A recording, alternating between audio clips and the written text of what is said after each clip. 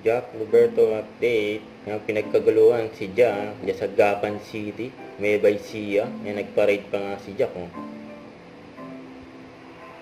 Ang daming tao dyan eh. Nag-abang eh. Ayan oh. Jack Roberto in the house. Yan, sa Gapan City, Nueva Ecija, papuntang plaza.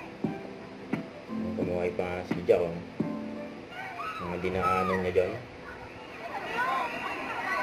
Malagay pa ngayon yung business ni Jack, oh. JC Essentials sa harap ng truck.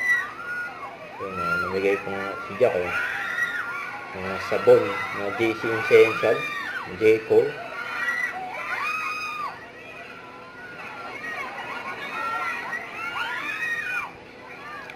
Selfie pa nga, oh. Si Jack, maswerte. May bulaklak to.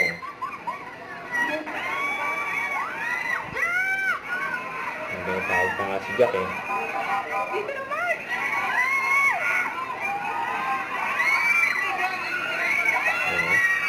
Namigay pa nga ng J.Co. Post si Jack. Sabay tingin doon eh. Iyawan eh.